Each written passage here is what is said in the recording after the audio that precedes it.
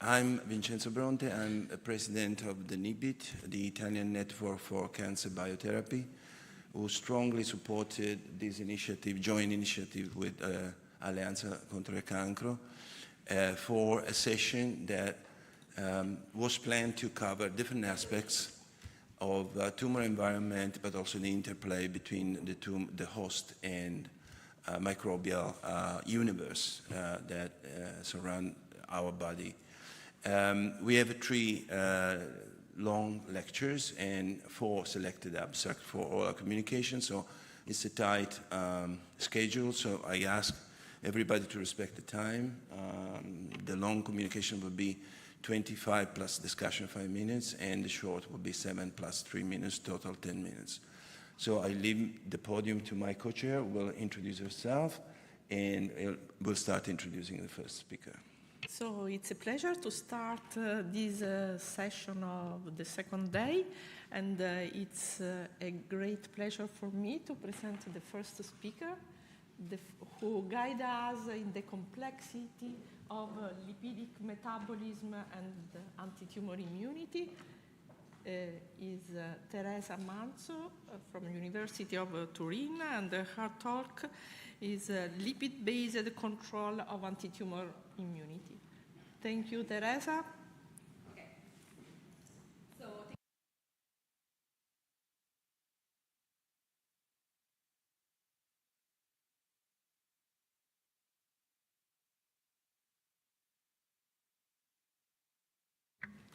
like this? Better? Okay. So today we discuss how metabolism impacts the T-cell activity, and in particular how lipid metabolism it's very instrumental to guide the fate and function of the T-cells. So let's start with a brief introduction. So I don't think that these days adoptive T-cell therapy need an introduction, but the point that I want to make here is that adoptive T-cell therapy is a very personalized therapy where basically T-cells are drawn from patients and then are engineered in vitro to become really potent in recognizing and killing cancer. And so it's a very personalized therapy by which we say that the T-cells are used as a living drug. Why we say that? Because basically T-cells are empowered with a high specificity. They have the ability to clonal expand, and they can also adapt, moving around. And the most important thing is that they can develop memory. This means that once the cancer should go back, the host can respond to the same tumor much more quick and much more potent. So this type of therapy has been great in the cure of hematological malignancies, but still, although something is changing in the last year, it remains a very limited efficacy in the context of solid tumor. And you need to think that solid tumor represents 90% of human cancer, so basically it's a very unmet clinical need. So the need is really in the field of adoptive T-cell therapy is how we can improve the efficacy of adoptive T-cell therapy in the context of solid tumor.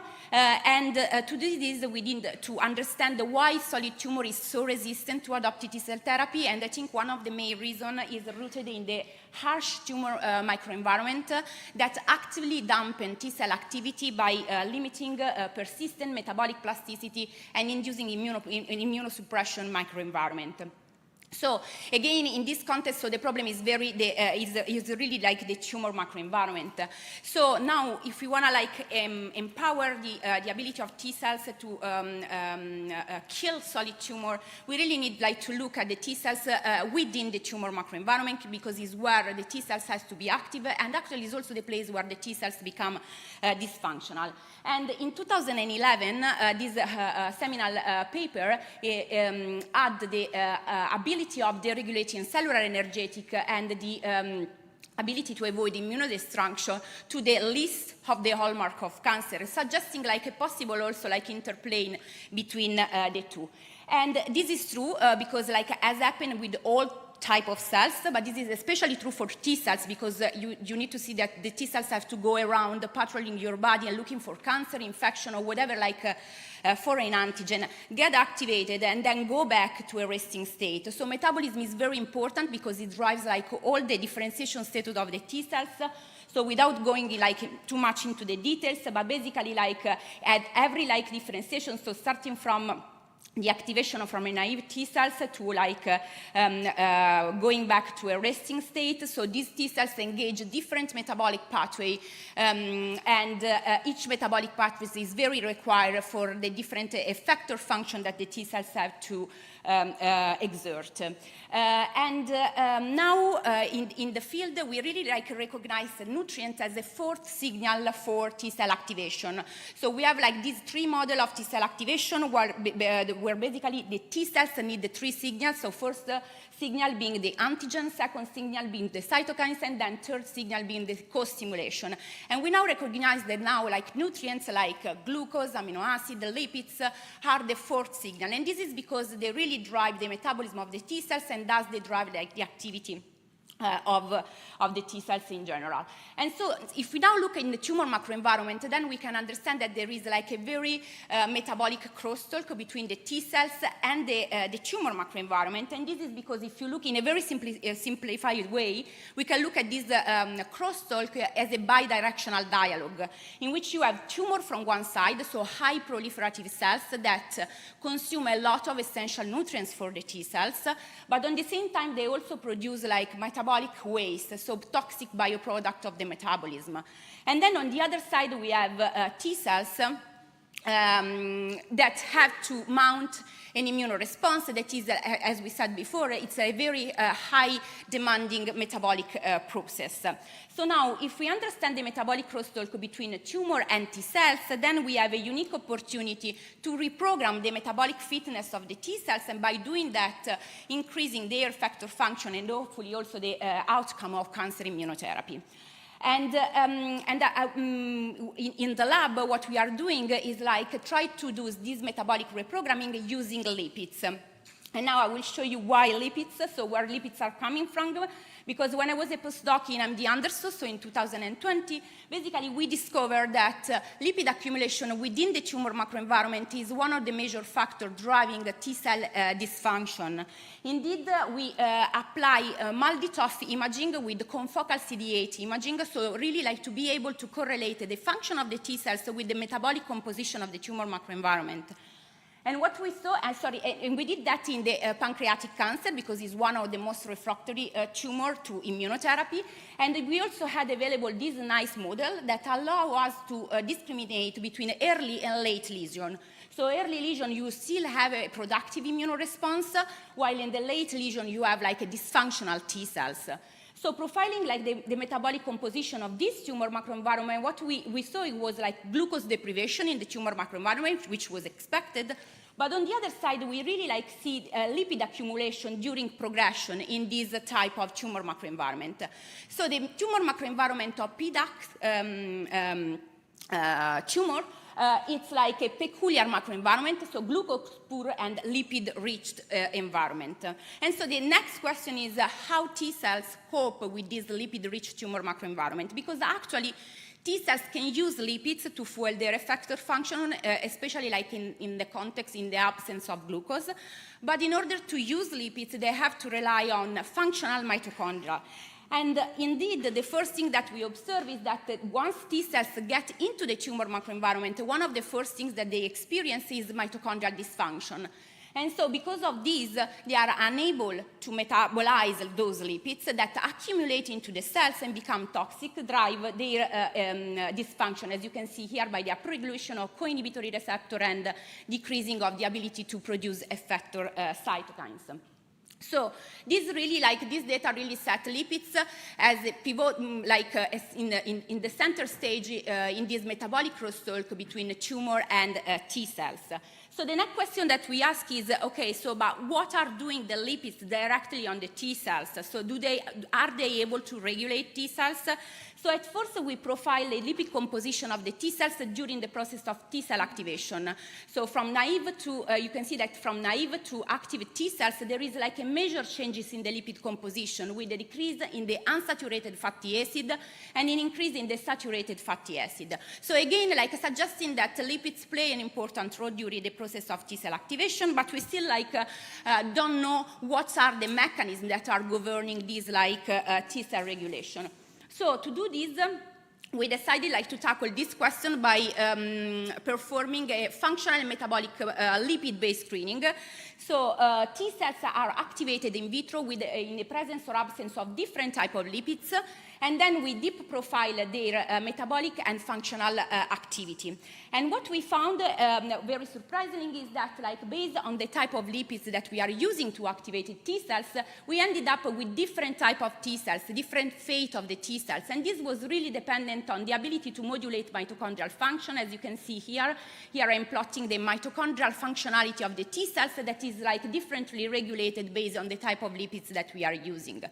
So again, lipids regulate T cells inducing specific metabolic changes. So at this point, we start really to envision the possibility to play with different type of lipids to modulate the function of the T cells.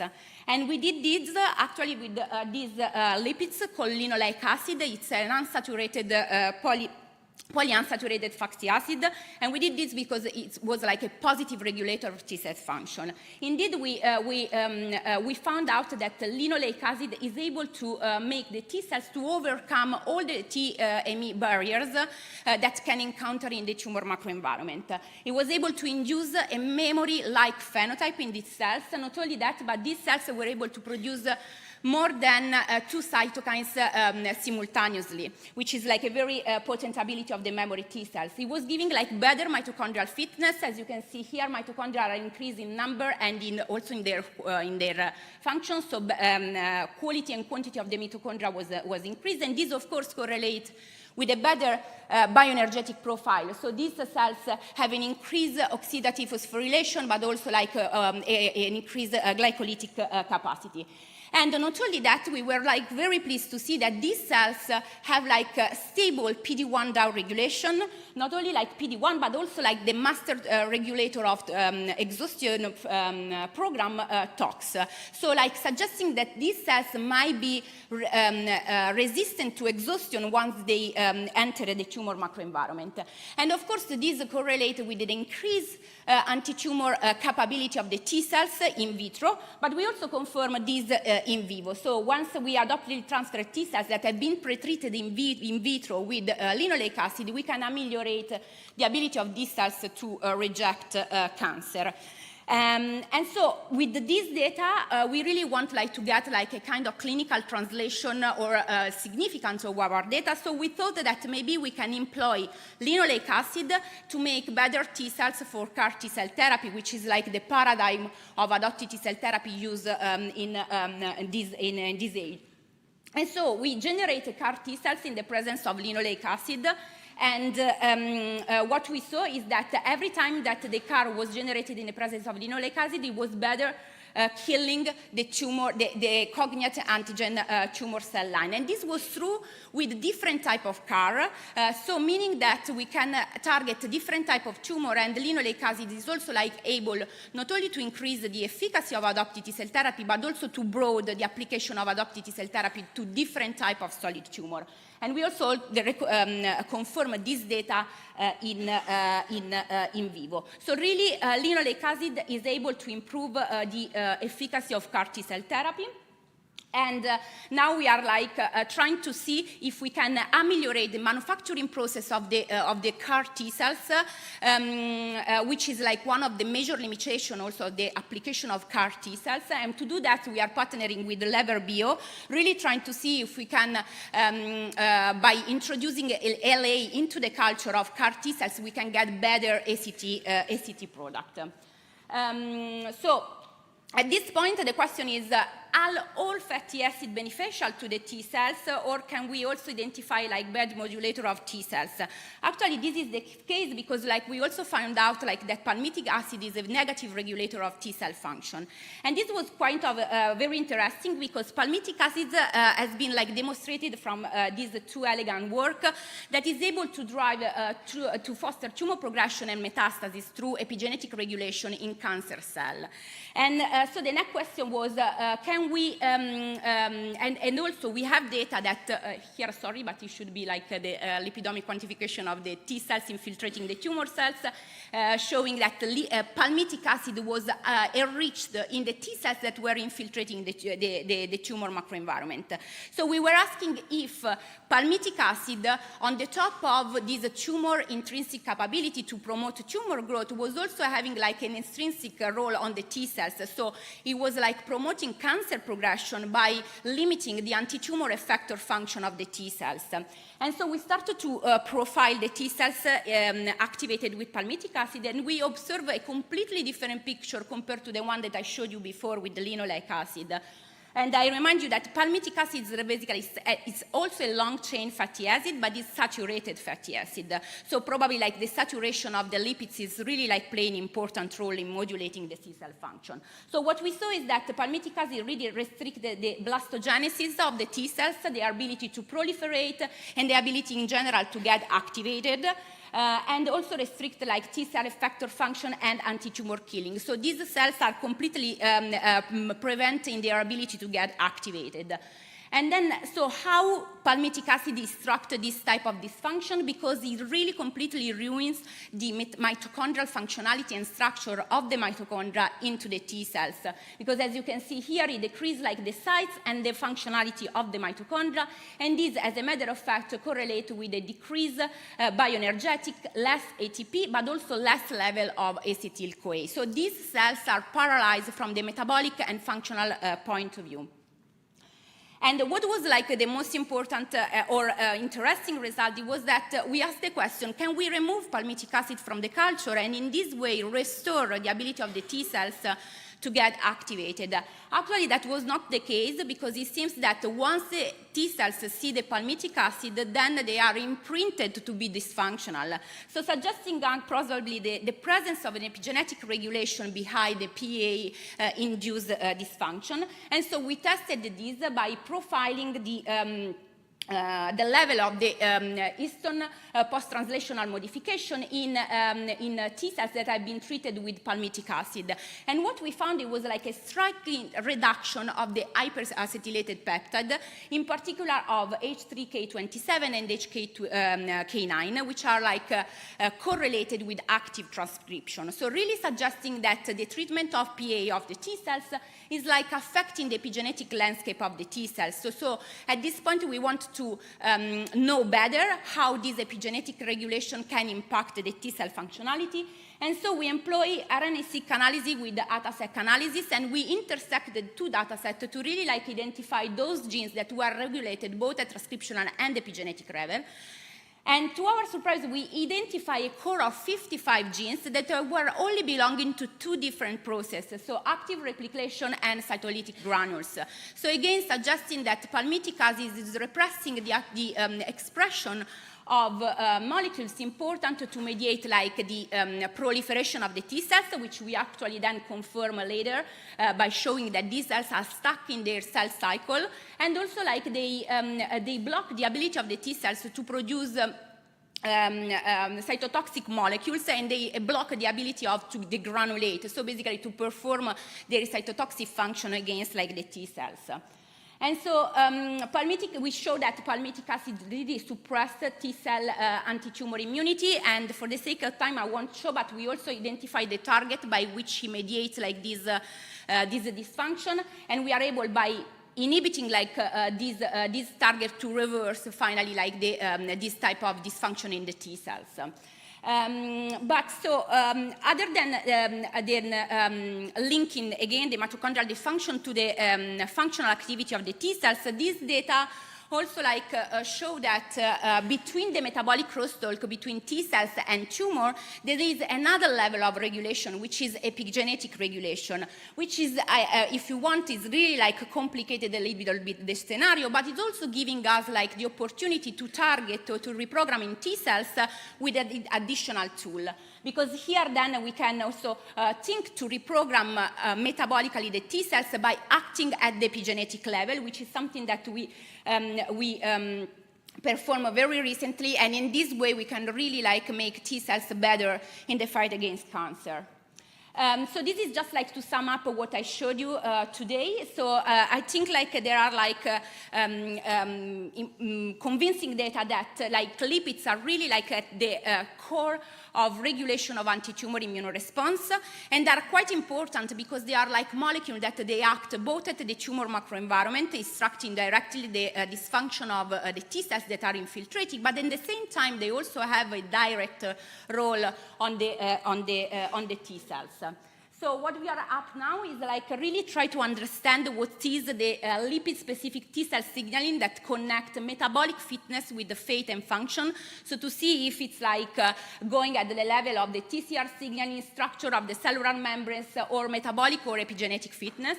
And so by doing that, we aim to have additional targets to play with to make better ACT product. And this is just a very recent data where we basically found that lipids really are changing the biophysical composition of the cellular membranes, and by doing that they are changing the fluidity of the cellular membranes, which is very important for the T cells, especially in coordinating the TCR signaling. And indeed what we found, it was a major changes at the level of the transcriptomic of the TCR signaling, suggesting a upregulation of TCR early events when the T cells are treated with the linoleic acid. So, and we are digging in this cellular and molecular mechanism. And then we are also focusing on the tumor by itself, because that's the other important thing, is that lipids accumulate at the level of the tumor microenvironment. I showed you mouse tumors, but this is true also for the human tumor, because these are 7 resection from PDAC patient, and as you can see, we collect tumor and adjacent normal tissue, and as you can see, in 7 out of 7 of the patients that we analyzed, there is lipid accumulation in the tumor microenvironment.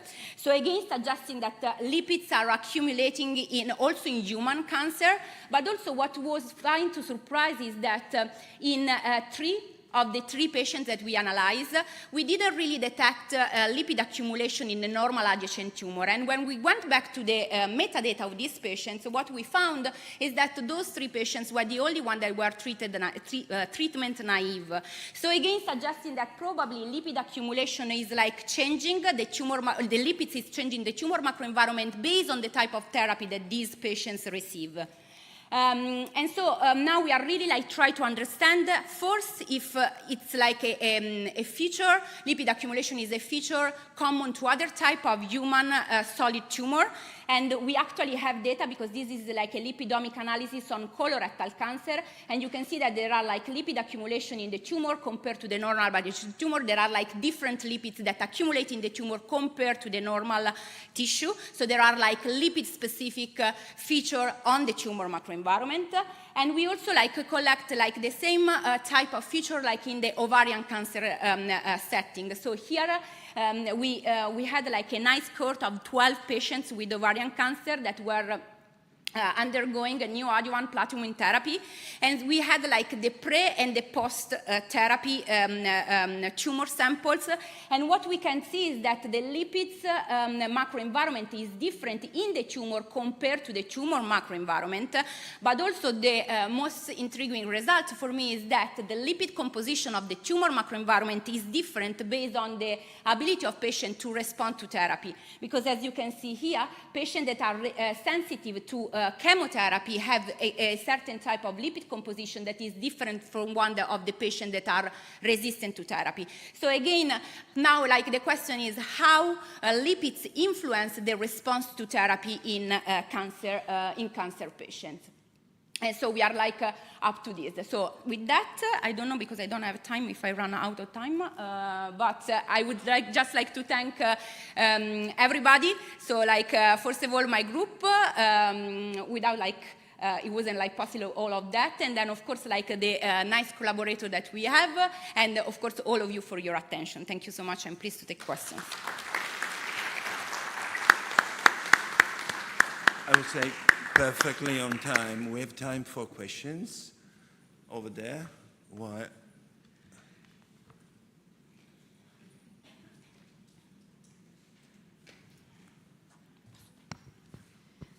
Thank you for such a great presentation. I have a couple of questions. Actually, I can make it just one.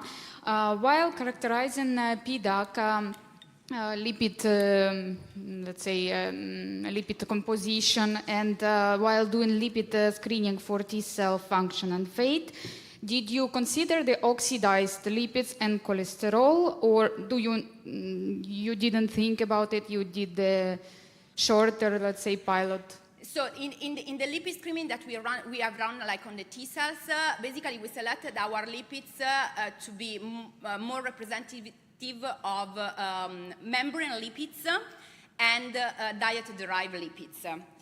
Then we are aware about like the role of oxidized lipids, especially like in inducing like ferropoptosis and inducing the dysfunction of the T cells.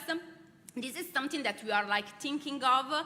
But I have to say that we don't have like any evidence of ferropoptosis in our T cells, especially when we treat with the unsaturated fatty acid that we are the one like that are likely to induce ferroptosis. And we still don't know why. We are like hypothesized that probably what they are doing, this is like true, especially for linoleic acid, is also like positively modulated the glutathione pathway, and also like the ability to prevent redox stress. We still don't know the molecular mechanism behind that. Thank you. I'm actually very interested in ferroptosis. Can I make one more question? Short question. Sure.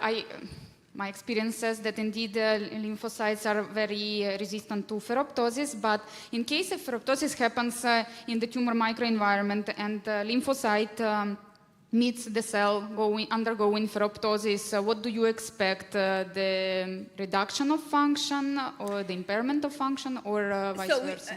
So at the level of the tumor microenvironment, I cannot really answer right now. We are starting like to profile at the lipid level the tumor microenvironment right now.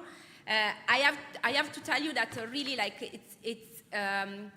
the regulation of lipids, it's very context dependent. So at the level, whatever like we found detrimental on the T cells, it was instead like beneficial at the level of the cancer cells. So it might be that the cancer cells have new mechanism to resist to ferroptosis. So that is something that we are still investigating. Thank you very much. Maria? Thank you, Teresa. That was a fantastic presentation. So my question is actually related to the second question. So if you had the chance to see whether in patients that are responding or not responding to therapy, you see a change in lipid composition of the tumor microenvironment. So we know that there is like a change in the tumor composition of the microenvironment. So first, the thing is that through how the different type of tumor that we profile, long-chain fatty acid are the ones that are accumulating, and they are like more skewed toward like saturated fatty acid. And we know, like for example, in the ovarian cancer is the only cohort where we were allowed to like to see post and pre-therapy, and there is like a different composition of the patients that are responsive to chemotherapy, and those lipids are like those patients are enriched more in phosphatidylcholine and also like phospholipid. So again, like bringing back to the question on how the lipids shape the cellular membranes, which I think is going to be key both to dissect the role on the cancer, but also like on the T cells. But we are still like really, so we are like just like at the level of profiling, but we want to go like deep into the mechanism. Alfredo?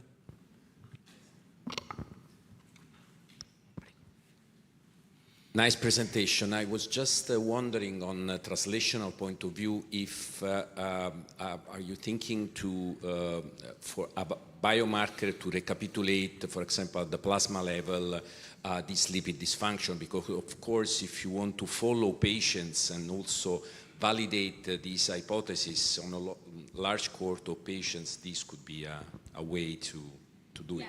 So this is like a part of the project that we have ongoing, because like the other big question is how systemic metabolism impact on cellular metabolism, and so we are like really collecting a plasma sample from a patient that undergo CAR T-cell therapy, profile them at the pre-therapy and then at follow-up, and then profile their plasma from the lipidomic point of view and correlate this with the immune and metabolic phenotype of the CAR T cells to see if we can reconduce the presence of some good lipids with the response to therapy, which then that will translate in potential dietary intervention for patients. So this is something that we are working on.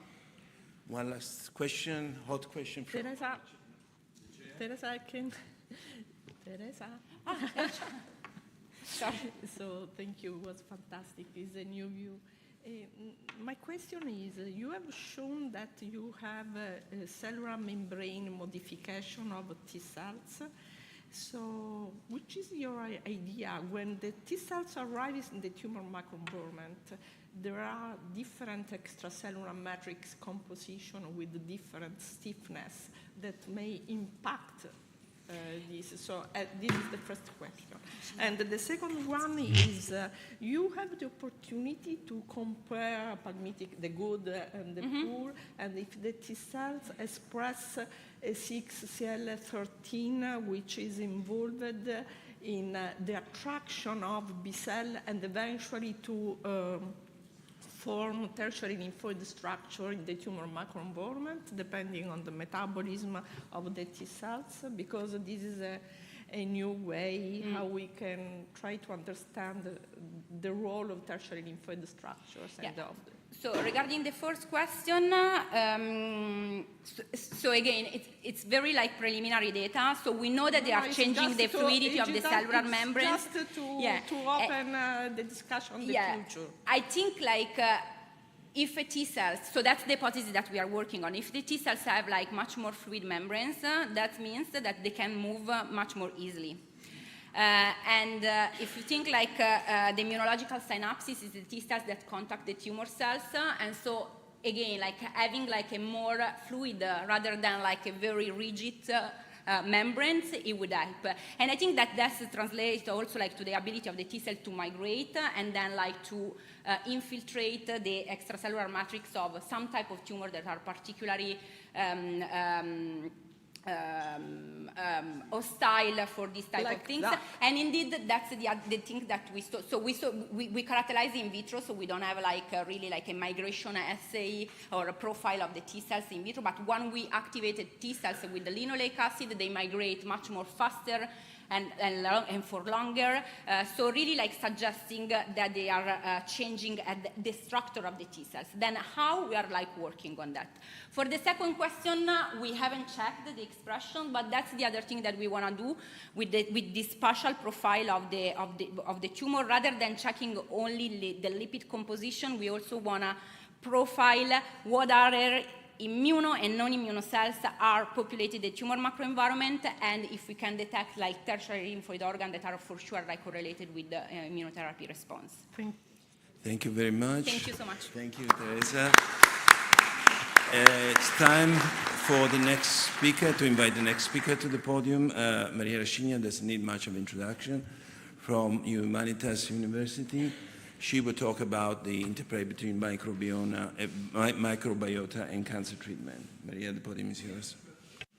Thank you so much, Enzo and Paola, also for the invitation here. I'm very happy to be here. So I will switch gears a little bit because I will be talking about the microbiota in cancer treatment. So these are my disclosures.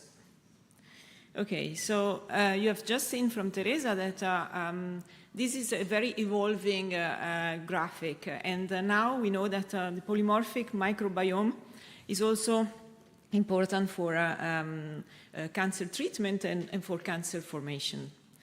My talk will be divided in two parts. So the first part is on the role of the microbiota in improving cancer treatment, and the second one is in affecting cancer treatment, so the Janus phase of the microbiota. So the first part is a beautiful work by a former PhD student of my lab, Valentina Ferrari. And everything started from the observation that there were several seminal papers by different groups, from the group of Zid Vogel to Wendy, I don't remember the name, but anyway. So they all described that in patients receiving anti-PD-1 treatment, the microbiota composition was associated with the response. So this was just correlation, and so then they tried to identify which microbes were actually associated with the response. And each one of these papers, even though some of them were on the same tumor with the same treatment, they identified different bacterial species. So there was no consensus in which bacteria were actually involved in this response, or the correlation was also quite varied.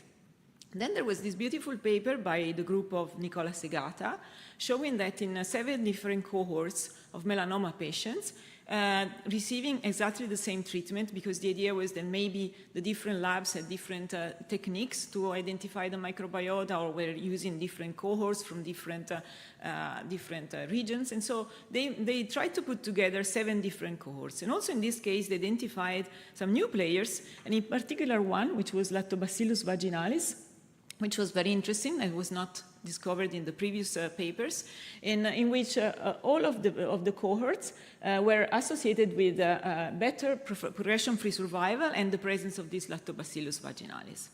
So we asked the question, is it possible that rather than having to look for different bacteria, we have to look for soluble metabolites?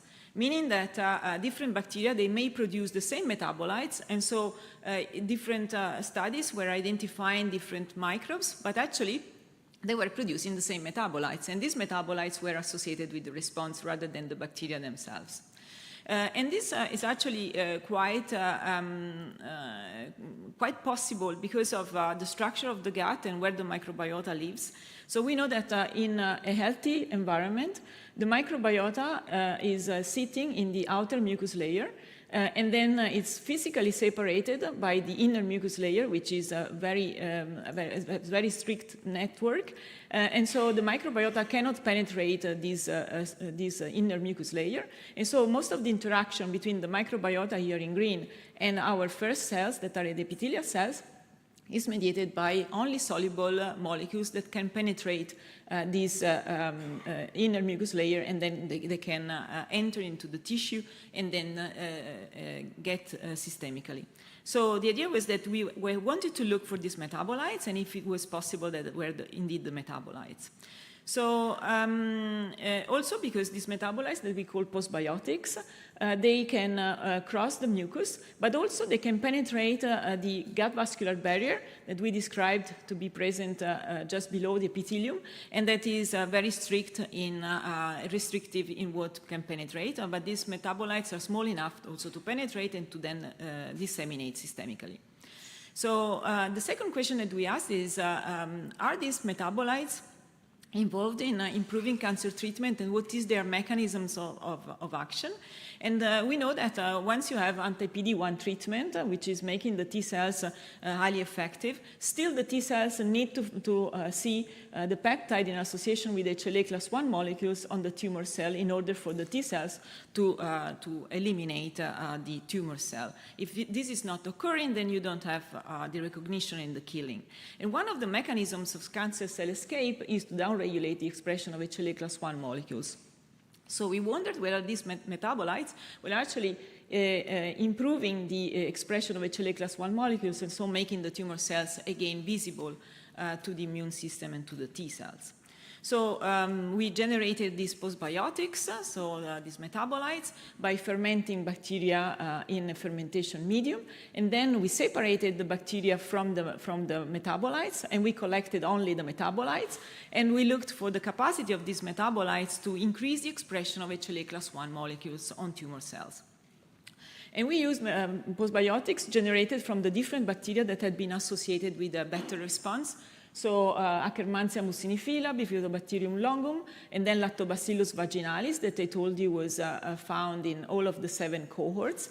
And you can see that this is the expression of HLA class 1 molecules, that Akkermansia is inducing a slight upregulation, Bifidobacterium not, and then Lactobacillus vaginalis was actually inducing an upregulation of HLA class 1 molecules.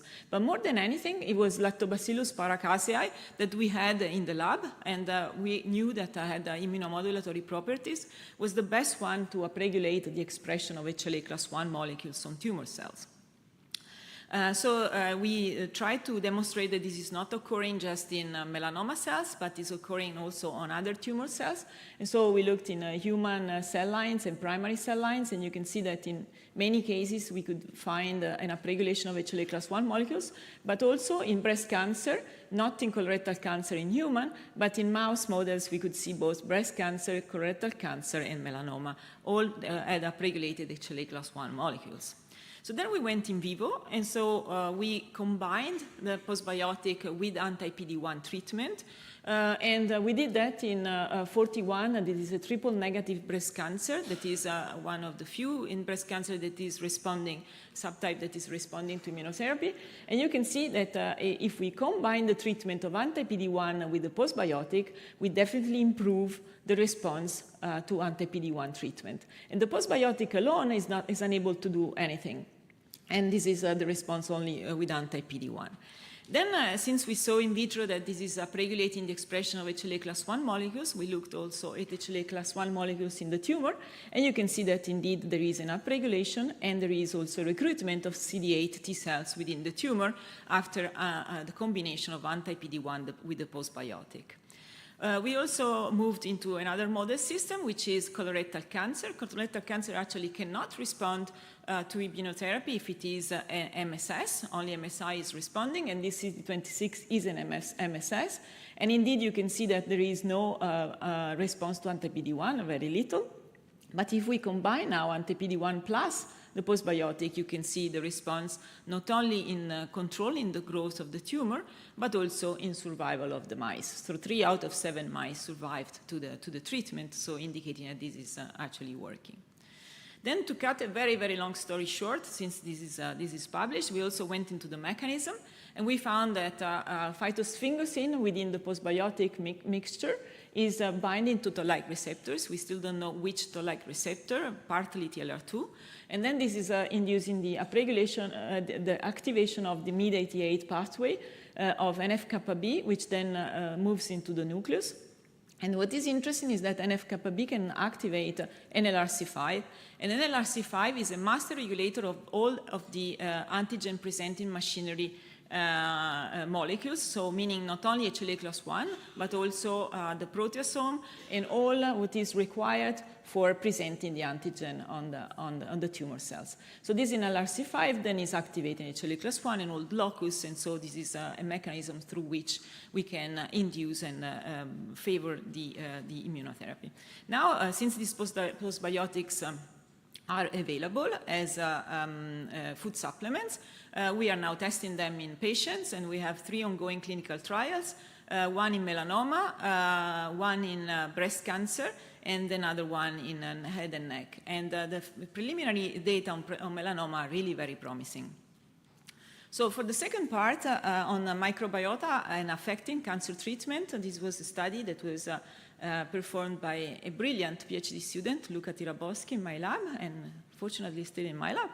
And so this starts from the observation from other groups that the tumor microenvironment is also enriched in the presence of microbes. So if you analyze different tumors, not only colorectal cancer, which would be expected, but also tumors that are far away from the gut, they harbor an intratumoral microbiota, which is actually quite diverse in breast cancer.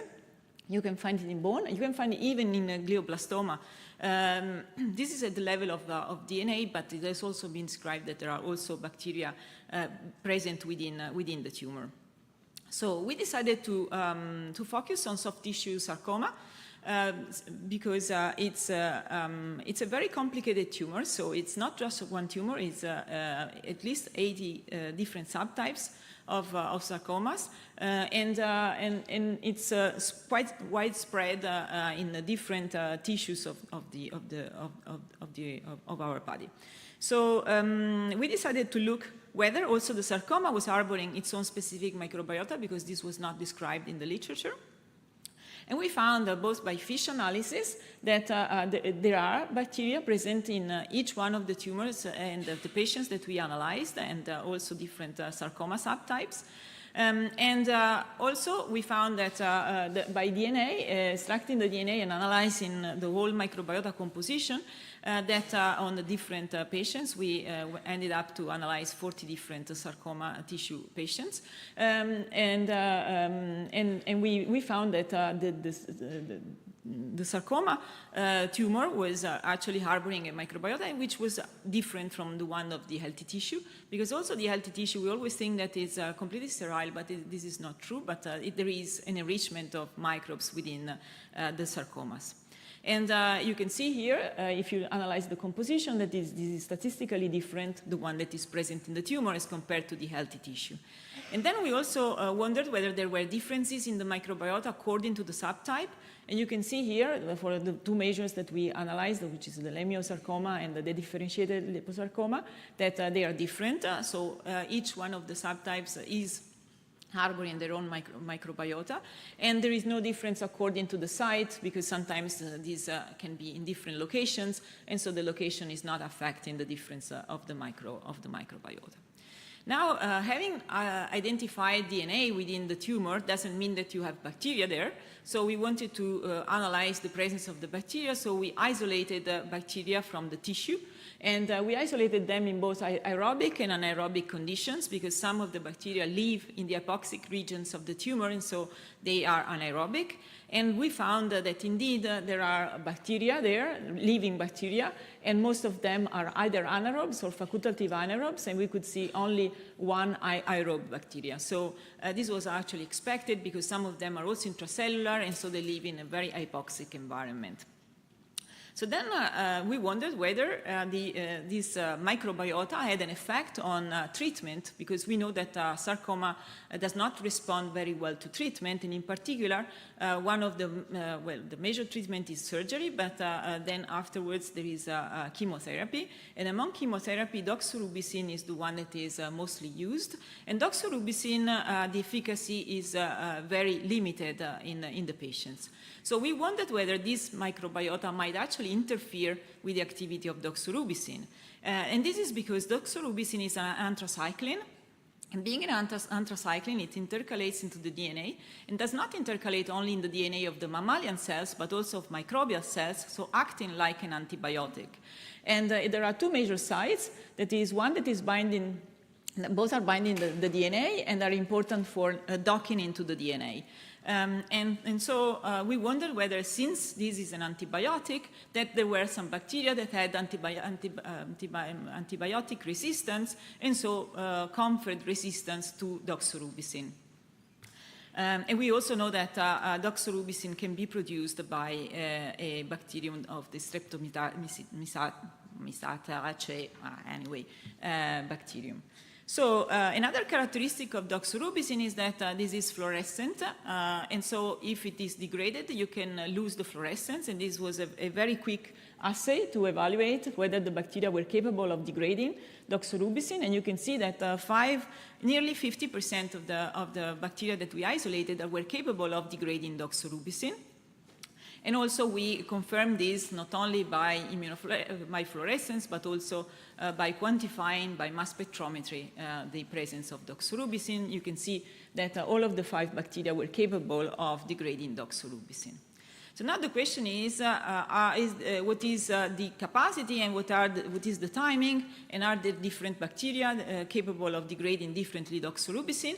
And you can see that the degradation kinetic can be very different, from a very few minutes to 2 hours for degradation. And so it depends on the bacteria. They have different ability. And also we looked at which were the molecules that were produced after doxorubicin degradation. And you can see that each one of these molecules that was produced was lacking either one of the two or both of the docking sites for the DNA, so meaning that this was not able anymore to intercalate within the DNA. And these reactions were carried out either by single bacteria and very specific, or the same reaction was carried out by the different bacteria, so not bacteria specific. So then, since this doxorubicin was degraded, we looked at whether it was still capable of controlling the growth of mammalian cells. And so we incubated the bacteria with doxorubicin. We collected what was the leftover of this, and we looked at whether it was still able to control cell viability. And you can see here that there was our control, negative control is Cutibacterium acnes, was unable to degrade doxorubicin, and indeed the cells are still responding to doxorubicin, so they are controlled in their growth, while all the other bacteria were capable of degrading completely doxorubicin and also avoiding its capacity to control the growth of sarcoma cells. So then we went in vivo to show whether this was also occurring in vivo. And so what we did was we infected tumor cells with bacteria, with the different bacteria, and then we tested their ability to respond to doxorubicin. The infection rate was very high, so these bacteria are capable of entering into tumor cells very, very easily. And then you can see here that while doxorubicin alone is capable of controlling the growth of the tumor, while if the tumor cells are infected with the bacteria, we cannot directly inject the bacteria because they are really anaerobic, strictly anaerobic, so we have to do this in an anaerobic condition. And you can see that the doxorubicin is ineffective when the bacteria are infecting the tumors. And the two different bacteria, we found similar things. And there was a difference with the Cutibacterium acnes, which was the negative control, which is not affecting the capacity of doxorubicin to degrade, to control the growth of the tumors. So then we knew that, especially for one of the bacteria, which is a facultative anaerobe, that this activity is occurring only in anaerobic conditions. So this allowed us to make a differential proteomic analysis to see which were the different molecules that were induced upon anaerobic condictions. And among the different proteins, we were really interested in these two proteins that are nitrate reductase and these two nitrate reductases.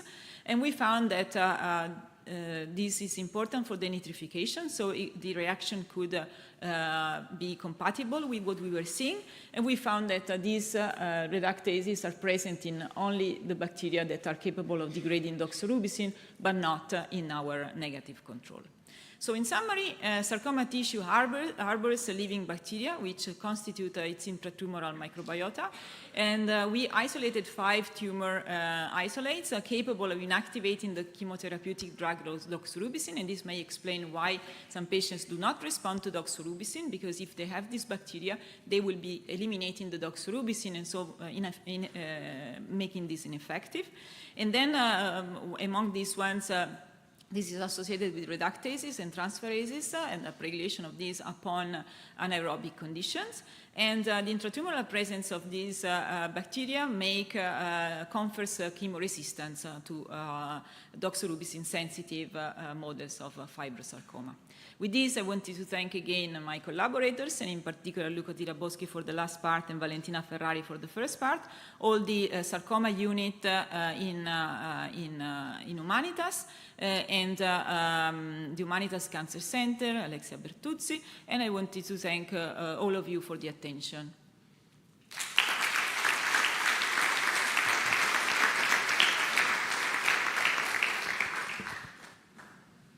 Thank you for this brilliant presentation. We have time for questions, and our president will start. Very nice, Maria. I was just wondering, because I was planning to use postbiotics for sensitizing and changing the tumor microenvironment. So isn't that a little bit reductive, just the effect on class 1, because you're probably changing a lot over there? Yeah, well, actually, I was looking at the presentation by Teresa, and we have a lot of linoleic acid, lot. produced by the bacteria, so definitely. And we also have some exosomes that are produced, so bacterial vesicles, which can deliver whatever within the cells. So it's so huge, the potential of these postbiotics. And the results, I mean, I think that Mario Mandala would kill me, but we treated 7 patients for the moment, 3 with postbiotics and 4 with placebo, and the 3 with postbiotics underwent complete regression. So we were really very, very happy. But it's too preliminary to say something. Over there. Dr. Ricinu, thank you for the talk. That was very enlightening. Thank you. A quick question. There are many strategies to modulate the gut microbiome. For intratumoral microbiome, what could be some of the best approaches? For example, phage therapy. Is that something to be considered? Yeah, phage therapy could be considered. The best would be to have CRISPR-Cas.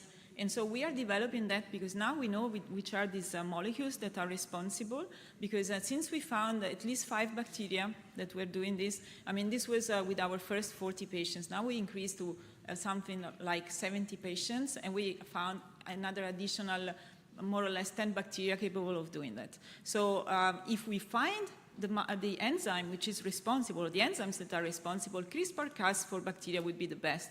And so this brilliant PhD student is now in KU Leuven and is learning how to do CRISPR-Cas, and he managed to actually eliminate the nitroreductase, and we lose the activity. So if you can do that, that would be much better than anything else.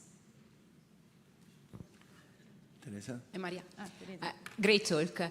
So I was wondering if you can speculate a little bit more on the synergies between anti-PD-1 therapy and postbiotic. So I got the fact that they increased the HLA presentation, so probably is more related to the previous question. But I was wondering why they don't work at all if provided alone, but then they make a huge difference in combination. Yeah, I think in this case it is because the T cells are quickly inactivated by the tumor, and so you need to have the anti-PD-1 treatment. But what we are doing now, and I was very much pleased to see your presentation, because we are now giving the postbiotics. Now we can think it's also the linoleic acid, in collaboration with Sara Tettamanti at, yes, you know her, San Gerardo, and she's testing this on the CAR-CHIC that they are doing. And it's interesting because if you give the postbiotics while you are generating the CAR-CHIC, then the response is much better. And maybe what you were describing, it's something that could occur also in our case. But we don't know why when we give them alone, it's maybe because of the tumor. I have no idea. Thank you. Maria, can I ask a question? Yeah. I was surprised to see that the bacterial DNA is present in normal tissues. Yes. What is the interplay with the immune system? Yeah, what do you speculate? Yeah. Most of these bacteria are intracellular, so they hide completely from the immune system.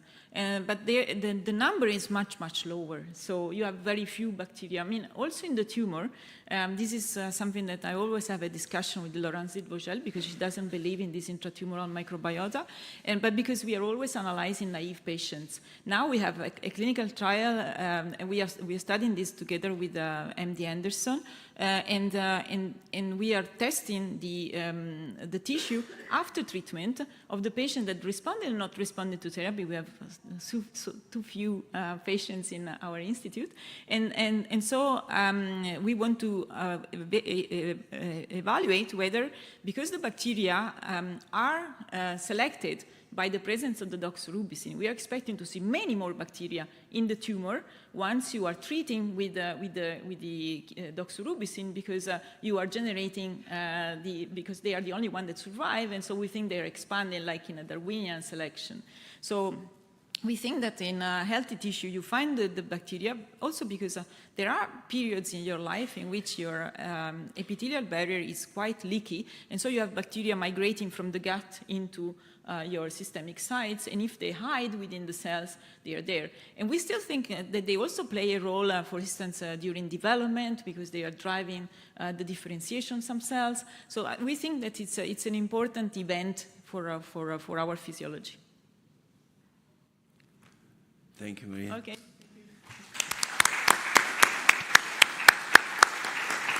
So it's our privilege to have with us from University of Uppsala, Anna Dimberg. Her talk today is about characterization and induction of tertiary lymphoid structures in glioblastoma. Thank you again, Anna, to accept our invitation to be here. And thank you for giving me the chance to come here and talk about my data. It's really a pleasure to be here. Thank you. So I'm working, I should say I have unfortunately, nothing to declare. So I'm working with glioma, that are brain tumors that have a really poor prognosis. And there's really no curative treatment yet for gliomas of WHO grade 2 to 4. And the reason for this, there are many different reasons, but the vasculature is actually involved in many of them. So there's an extreme invasiveness of the tumor, so it's difficult to take them completely away by surgery. And these tumor cells can walk on the tumor vessels to spread in the brain. There's a very inefficient drug delivery due to the blood-brain barrier and also very abnormal tumor vessels. And there's a resistance to immunotherapy that has to do with very few T cells coming into the tumor. So in all these cases, the vasculature is involved. I'm a tumor vascular biologist. I work in all these different things, but I will mainly, today I will talk about the resistance to immunotherapy. So in my lab, we're really interested in trying to optimize tumor vessels to promote T cell infiltration, to make immune hubs and promote anti-cancer immunity. So what we want to do is to see if we can go from a tumor that looks like this, which are kind of most of the glioblastomas look like this, to go to a tumor that is much more infiltrated. So as I said, most glioblastomas look like this. There are vessels, but there are very few BO-T cells. In some cases, we see quite high T cell infiltration. And in other cases, we can actually see formation of these tertiary lymphoid structures. And these structures are lymphocyte aggregates where you have T cells and you have B cells. They look a lot like lymph nodes, and we hope that they also play a part in the tumor microenvironment and can be quite similar to a lymph node. So how we would like to change the vessels to promote formation of these structures is to change them to something called, that looks like high endothelial venules. So what are high endothelial venules? Well, they are really specialized post-capillary venules, and they're usually in secondary lymphoid organs, such as lymph nodes. And they are really beautiful because they have these cuboidal endothelial cells, so they are very chubby and cute. And they are very important for circulation of immune cells in extravasation, and especially in the lymph nodes and in naive T cells, memory T cells, and so on. And you can identify them by markers such as PNAD or MADCAM. And what's also interesting with this is that HEVs, the high endothelial venues, are very important for formation of these tertiary lymphoid structures, so you see them surrounding these structures, and they're also important for making antigen-presenting niches, which are these very kind of smaller niches where you have B cells and T cells, and you can have antigen-presenting cells. So